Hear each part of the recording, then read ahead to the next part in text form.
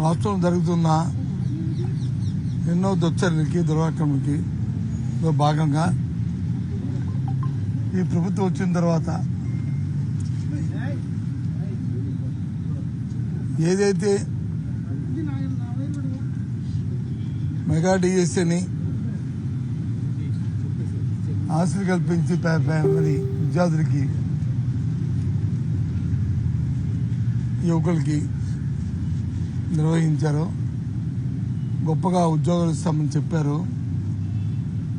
పూర్తిగా mega DSC దగా DSC అయింది. ఇప్పుడే చెప్పాను గవర్నర్ గారికి, చెప్తే అన్నారు దగా ఇన్ తెలుగు దగా సార్ అని అంటే నో దగా ఇంగ్లీష్లో వచ్చి ఇట్ ఇస్ ఫ్రాడ్ అన్నారు. Completely fraud. అంటే ఎందుకు అన్నామంటే దగా డిఎస్సి అని, ఎందుకు తప్పులు జరిగినాయి అన్నామంటే ఏదైనా ఒక విషయాన్ని మేము చెప్పినప్పుడు ప్రతిపక్షం కానీ ప్రజలు కానీ ఏ వ్యక్తులైనా ప్రభుత్వం దృష్టి తీసుకొచ్చినప్పుడు ఆధారంతో సహా ఆ ప్రభుత్వం వాటి మీద వచ్చే నిజాన్ని వెంటనే నివృత్తి చేయాలి. అది ధర్మం, అది వాళ్ళ బాధ్యత. అప్పుడే వాటి మీద సందేహాలు అనుమానాలు ఉండవు. ఇక్కడ జరిగింది ఏంటి, ముందుగానే ప్రభుత్వం వాళ్ళు అనుకున్న వ్యక్తులతోనో విద్యార్థులతోనో లేకపోతే అనుకున్న వాళ్ళకున్న అనుచరులకో ఎవరికో లాలుచిపడి పేపర్ సెట్ చేసిన దగ్గర నుంచి ఉద్యోగాలు ఇచ్చిన వరకు ఇంక్లూడింగ్ స్పోర్ట్స్ కోటా నుంచి మిగతా అంశాలు, ఇప్పుడే 5 అంశాలను కూడా మేము అందులో ఐడెంటిఫై చేసి ఇచ్చాం. అవన్నీ కూడా ఏదైనా సరే మనం వ్యవస్థ పుట్టిన దగ్గర నుంచి రాష్ట్రంలో ఆంధ్ర రాష్ట్రం అంటే ఏదో తెలంగాణ విడిపోయిన తర్వాత ఆంధ్ర పుట్టిన దగ్గర నుంచి కాదు, స్వాతంత్రం వచ్చిన తర్వాత ఆంధ్ర రాష్ట్రం పుట్టిన దగ్గర నుంచి కూడా డిఎస్సి అని డిజిటల్ సెలక్షన్ కమిటీ అని జరిగిన తర్వాత ఆ లిస్ట్ అంతా ముందు ఆ జిల్లా కలెక్టరేట్లోనో డిఈ ఆఫీస్లోనో లేకపోతే ఓ సంబంధిత దగ్గర పెట్టేవారు. ఇదిగో వీళ్ళు సెలెక్ట్ అయినారు ABCDF 1 2 3 4 అని చెప్పి దాని నుంచి ఇంటర్వ్యూ పిలుచుకుండేవారు. ఎక్కడ ఉంది లిస్టు? ఏమంటే వెబ్సైట్లో పెట్టి ఎక్కడ ఉంది వెబ్సైట్ అంటే ఇప్పుడు ఈ ఇష్యూ వచ్చిన తర్వాత అడిగిన తర్వాత డిమాండ్ చేసిన తర్వాత అటు విద్యార్థుల నుంచి ఇటు ప్రభుత్వం నుంచి ఇటు పార్టీల నుంచి ప్రతిపక్షం నుంచి బలంగా వచ్చిన తర్వాత అన్ని సర్దుకొని అప్పుడు అది స్టేట్లో వెబ్సైట్లో పెట్టామంటారు, జిల్లాలో ఉండదంటారు. ఇది వాస్తవం. నేనే ప్రత్యక్ష సాక్షిని. నేనే 4 డిఈఓలతో మాట్లాడాను. ఎక్కడుంది లిస్టు? అది చూసుకుంటారండి, మామూలు వెళ్తారు. అయితే డిఓ గారు లేకపోతే ఏపీసీ గారు లేకపోతే కలెక్టర్ గారు అది చూసి చెప్పండి అంటే జిల్లా లెక్కలేదు. ఎక్కడో రాష్ట్రంలో వెబ్సైట్లో ఉంది. ఈ ముందు ఈ అడ్రస్ కాల్ తర్వాత ఈ అడ్రస్ అని చెప్పించి ఎప్పుడు ఇది ఈ అన్ని అడుగుతున్నప్పుడు జరుగుతున్న డిమాండ్ తర్వాత 40 రోజులు పోయిన తర్వాత 30 రూపాయలు ఏంటి? ఎందుకు ఇంత దాపరికం అంటే ఏదో జరిగింది, మీరు ఇన్వాల్వ్ అయ్యారు. ప్రభుత్వంలో పెద్దలు టెలిఫోన్ తాలూకా కాల్స్ తాలూకా చూసాం. ఏ ప్రభుత్వం ఏం చేస్తుందండి? వస్తే వాళ్ళని తీసుకొచ్చి వాళ్ళకి నాన్ బెయిలబుల్ సెక్షన్స్తో కేసులు పెట్టి వాళ్ళని ఇంట్రాగేట్ చేసి వాళ్ళు చేసి ఎక్కడి నుంచి వస్తారు ఆరికి వచ్చిందో వాళ్ళని తీసుకొచ్చి అవన్నీ చేస్తే అవుతాయి. నేను ఎడ్యుకేషన్ మినిస్టర్ చేశాను, సురేష్ ఎడ్యుకేషన్ మినిస్టర్ చేశాడు గత 5 సంవత్సరాల్లో. 10th క్లాస్ పరీక్షలు జరిగితే ఎంత పకడ్బందీగా చేసి ఏదైతే ఆ సెంటర్కి వచ్చి దగ్గర 2-3-4 కిలోమీటర్లో కూడా పరీక్షలు ఉంటే వాళ్ళని పట్టుకున్న పరిస్థితిని చూశారు కదా. వాళ్ళందరూ శిక్షించి జైలు పంపించిన పరిస్థితి చూశారు కదా. ఎప్పుడైనా జరిగిందా అది ఈ రాష్ట్రంలో? ఆ క్షణం నుంచి ఆ మాస్ కాపింగ్ పోయింది కదా. అంటే చిత్తశుద్ధి ఉండాలి నాయకులకు ఉంటే ఆఫీసర్లకు ఉంటుంది. నాయకులందరూ పరిపాలన గాలికి వదిలించారు. జరుగుతుందిలే, ఏదో అవుతుందిలే, ఏదో పోతుందిలే అని చెప్పని ఇచ్చారు జీవోలు. ఏమంటే గత ప్రభుత్వంలో వచ్చి స్పోర్ట్స్ కోటా జీవోలు ఉండేవి. గత ప్రభుత్వంలో కొత్తగా ఇవ్వలే, అంతకుముందు జీవోలనే కంటిన్యూ చేస్తాం. ఆ జీవోలు మార్చారు. మళ్ళీ మీరు ఈ డిఎస్సి పెట్టిన తర్వాత కొత్త జీవోలు స్పోర్ట్స్ కోటా ఇచ్చారు. ఏమంటే కేంద్ర ప్రభుత్వం ఇచ్చారని చెప్పి 52 కార్డులతో ఆడతారు కదా. 52 కార్డులు మనం కబుర్లో ప్యాకెట్ ఆడతాం.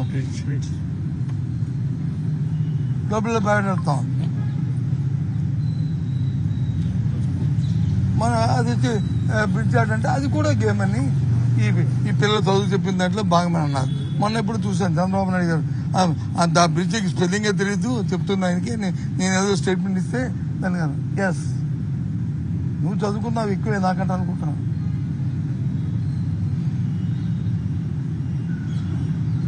ఎప్పుడు ఇచ్చింది? పాత గవర్నమెంట్ ఇచ్చిందా ఈ జీవో? చూపెట్టి పాత గవర్నమెంట్ ఇస్తే, పాత గవర్నమెంట్ కంటిన్యూ చేస్తే చూపెట్టు.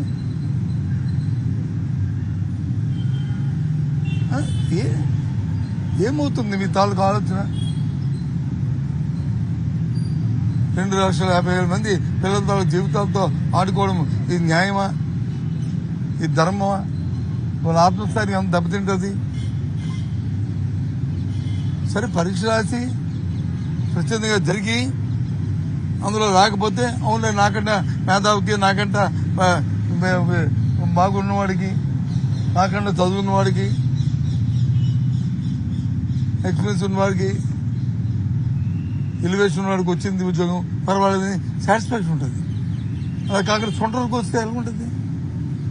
నేను వచ్చిన వాళ్ళందరూ సొంటలు అనట్లేదు, కానీ ఆలోచన తెప్పించారు. నిజంగా ఇందులో ఈ ఫ్రాడ్లు ఇరుక్కోకుండా న్యాయంగా వచ్చిన వాళ్ళకి కూడా నువ్వు ఇందులో ముద్దరికి చేసేవే వాళ్ళని. ఈ ధర్మ ఇది ఈ ప్రభుత్వానికి, ఆ తండ్రి కొడుకులకి ఇదేం పరిపాలన? ఇవన్నీ కూడా చెప్పాం గవర్నర్ గారికి. అందుకు మేము డిమాండ్ చేశాం, దీని మీద న్యాయ విచారణ జరగాలంటే థర్డ్ పార్టీ ఎంక్వైరీ జరగాలి. ఈ రాష్ట్ర ప్రభుత్వం ఏజెన్సీతో జరిగితే న్యాయం జరగదు, దానివల్ల ఉపయోగం లేదు. అందుకు సిబిఐ ఎంక్వైరీ జరగాలి అని డిమాండ్ చేశాం. అదే చెప్పాం గవర్నర్ గారికి. చెప్పి ఇప్పుడు వచ్చాం. వారు కూడా అధికారులను అడుగుతున్నారు, ఎక్స్ప్లెనేషన్ కాల్పా చేస్తున్నారు. దీని మీద కోర్టులో పిటిషన్ ఉన్నాయని చెప్పి అని ఆయనకున్న ఇన్ఫర్మేషన్ కూడా ఆయన షేర్ చేసుకున్నారు. అంటే కోర్టులో ఉన్న పిటిషన్లు అన్నీ కూడా మిగతా విషయాలు సార్. అందులో ఉన్న టెక్నికల్ ఇష్యూస్ మీద విద్యార్థులు కోర్టుకు వెళ్ళారు సార్. మేము అడుగుతుంది సమగ్ర విచారణ జరగాలని, అన్నిటికి కలిపి థర్డ్ పార్టీ ఎంక్వైరీ న్యాయ విచారణ జరగాలని మేము డిమాండ్ చేస్తున్నాం. అందుకే తొందరకి వచ్చాము sir. All the way I came to submission my representations అని చెప్తున్నాను. ఇది విషయం. కాబట్టి దయచేసి మీ ఇందులో ఉంటాయి కొన్ని ఛానళ్ళు, కొన్ని ఉండొచ్చు. ఎందుకంటే అది రాత్రి పగలంటే దేశంలో అందరూ ఉన్నట్టుగా మీ దగ్గర ఉంటాయి కాదన్న. కానీ దీన్ని వక్ర భాష తీసుకెళ్లి వక్రించి కప్పించడానికి ప్రయత్నం చేయకండి దయచేసి. న్యాయ విధానం తప్పు అయితే అప్పుడు మీరు తప్పు ఇగో న్యాయ విధానం జరిగింది, మీరు తప్పు చెప్తారు, తప్పు చేస్తారని అప్పుడు వైసీపీ పార్టీ నిర్ణయించారు, మాకు అభ్యంతరం లేదు. కానీ కొమ్ము కాసి విద్యార్థుల భవిష్యత్తును వాడుకొని వారి తాలూకు మనోభావాలతో మీరు వచ్చి ఆటలాడుకొని దీన్ని రాజకీయం చేసి నేను చేయొద్దని నా కోరిక. అగో ఆ కనిపిస్తున్న కెమెరాలు కానీ అందులో ఉన్న కొన్ని కెమెరాలు అది నా రిక్వెస్ట్. దయచేసి చేయండి. ఎవరికైపోద్ది, ఏమైపోద్ది? ఎంక్వైరీ చెప్తే నిజాలు వస్తాయి, తేలుతాయి, అప్పుడు జరుగుతాయి. అంతేగాని ఏంటిది? ఇది కాదు కదా ఇది. అందుకు ఆలోచించకపోతున్నాం. కాబట్టి మొన్న జరిగిన డిఎస్సీ మీద సిబిఐ ఎంక్వైరీ జరగాలి.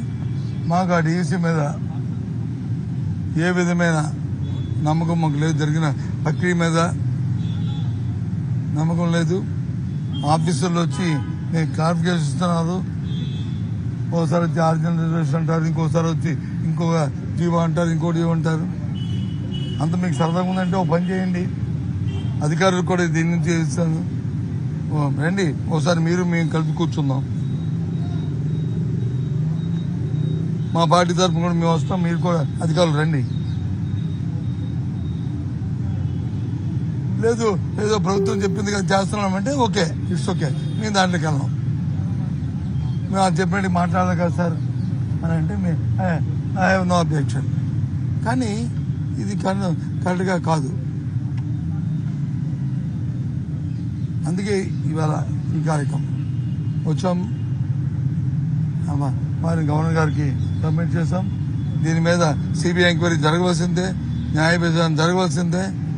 జరిగినంత వరకు కూడా మేము పోరాడతామని చెప్పి అది వైసీపీ పార్టీ తరఫున, మా అందరి పెద్దల తరఫున, అది మా పార్టీ తరఫున మేము చెప్తున్నాం. ఓకే, అది రెండోది. ఇది అయిపోయింది. ఇది అయిపోతే దెన్ సెకండ్ వెళ్దాం, చెప్తాను. I will tell. చెప్పండి.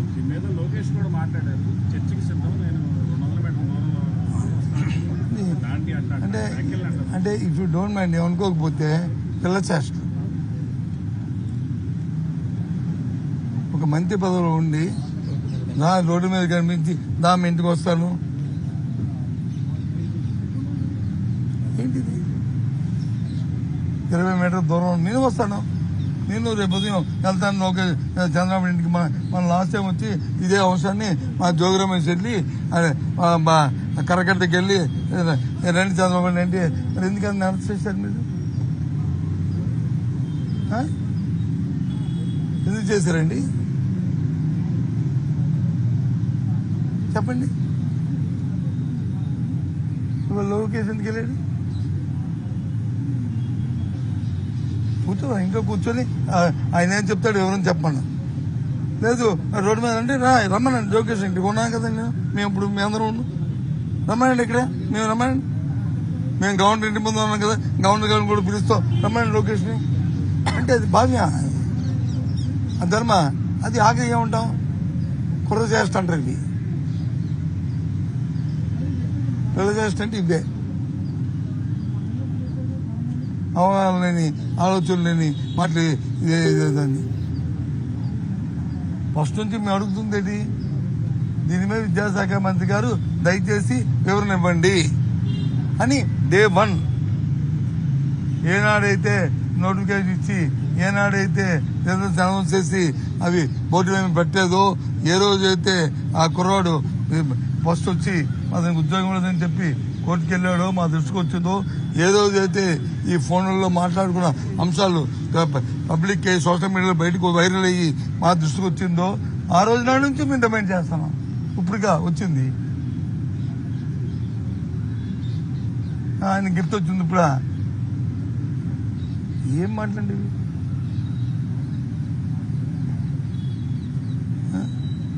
ఓకేనా?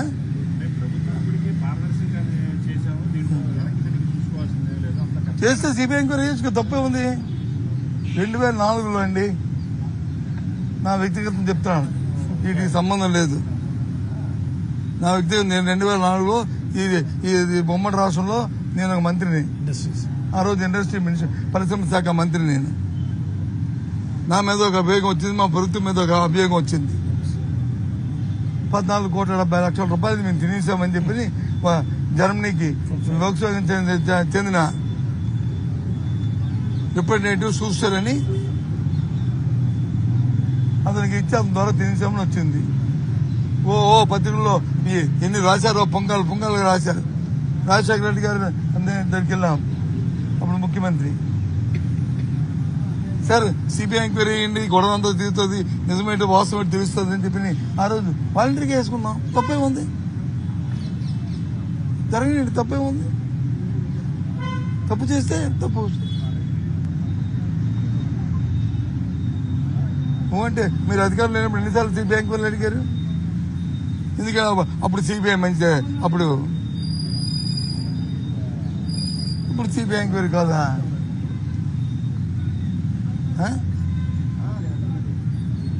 అప్పుడు రాబట్టే భగవంతుడి దయ వల్ల మేము తప్పు చేయలేదని మనసాక్షిగా మాకు తెలియబట్టి ఇవాళ ధైర్యంగా వచ్చి ముందుకు వచ్చి మాట్లాడుతున్నాం. అదే అయితే అందుకే మేము తోడుబట్టి అడుగుతున్నాం. నిజంగా ఈ ప్రభుత్వంలో పెద్దలకు కానీ ఆలోచన లేకపోతే ప్రాసెస్ అంతా కూడా కరెక్ట్ గా చేశామనే వాళ్ళకి కానీ ధైర్యం ఉంటే ఏమండి సిబిఐ ఎంక్వైరీ అది మేము అడుగుతుండే డిమాండ్. ఓకేనా? ఏడుతారు చెప్పు నువ్వు. లాకప్ డెత్ కేసు ఏదైంది? మా పార్టీ స్టాండ్ కంటే ముఖ్యం నా స్టాండ్ చెప్తాను. ఎందుకంటే నేను ఒక మానవత్వంతో ఉన్న మనిషిని, దాంతోపాటు నేను వైసీపీ పార్టీని. మానవత్వం మనిషిగా ఒకటి ఎత్తు జరిగినప్పుడు మనం ఏం చేస్తాం? లాంటి అటు ఏం చేస్తుంది? అది మామూలు న్యాచురల్ డెత్ అయితే మామూలుగా న్యాచురల్ డెత్. అదే సస్పెన్స్ డెత్ అయితే 302 పెడతారు, లేకపోతే 307 పెడతారు. సెక్షన్ పెట్టి రిజిస్టర్ చేసి అప్పుడు దాని మీద చర్యలకు వెళ్తారు. ఏదండి చర్య? ఏమైనా ఆఫీసర్ అధికారిని ఒక అధికారిని సస్పెండ్, ఒక్క అధికారం 100 అధికారంలో అధికారులతో చేయించిన పెద్దలు ఉన్నారో ఎవరు తెలుసు? నా వ్యక్తిగత నా డిమాండ్ అయితే అది ఒక హత్య, అది ఒక ప్రభుత్వ హత్య. ప్రభుత్వం పోలీసు అధికారులు, ప్రభుత్వం పెద్దలు కలిసి ఆ కుర్రవాడిని హత్య చేశారు. ఏం పేరు కుర్రవాడి పేరండి? సాయి కృష్ణని. ఆ సాయి కృష్ణ హత్య చేశారు. కాబట్టి హత్య చేసే ముందు వాళ్ళని అరెస్ట్ చేయాలి. మీకు తెలుసో తెలీదో, మా ప్రభుత్వం అధికారులు ఉన్నప్పుడు కర్నూలులో, నంద్యాలలో, అప్పుడు కర్నూలు ఉమ్మడి జిల్లా నంద్యాలలో ఒక ఆటో డ్రైవర్ వచ్చి వాడు ఏదో చేశాడు, దాంతో నుంచే ఒక వైఫ్ అండ్ హస్బెండ్ వచ్చి సూసైడ్ చేసుకుని ఆ ఆటో డ్రైవర్ ఇద్దరును వాళ్ళు చేశారని పోలీసు వచ్చి హింసిస్తే వాళ్ళు ఆత్మహత్య చేసుకున్నారు. చేసుకోవాలి మేమేమి ఆ ఆఫీసర్ని సస్పెండ్ చేయలే, అరెస్ట్ చేస్తాం. వాళ్ళు సూసైడ్ చేసుకుని ఎందుకు? దానికి ప్రేరేపించిన వ్యక్తి ఆయన. వాళ్ళని కొట్టి తిట్టి వాళ్ళు అవమానపరిచి వాళ్ళని న్యూసెన్స్ చేసి వాళ్ళ జీవితాలు ఇచ్చేసిన దానికి అసలు లేదే. పోలీస్ అంటే ఏంటి? మా ఈ చట్టం అంటే మా చుట్టంలాగా ఉంది తప్ప చట్టం దాని పని చేసుకెళ్తుంది. అందుకు నా స్టాండ్ అది. ఈ హత్య మీద హత్య చేసిన వాళ్ళందరినీ ఇవన్నీ బయట రావాలంటే దీనికి థర్డ్ పార్టీ ఎంక్వైరీ జరగాలి. ఈ పోలీసుతో ఆంధ్ర పోలీసుతో లాభం లే. కాబట్టి దీనికి సిబిఐ ఎంక్వైరీ చేయమండి. ముందు దాన్ని మర్డర్ కేసు కింద కన్వర్ట్ చేయమండి. ఆ మర్డర్ కేసులో ఇన్వాల్వ్మెంట్ అరెస్ట్ చేయమండి.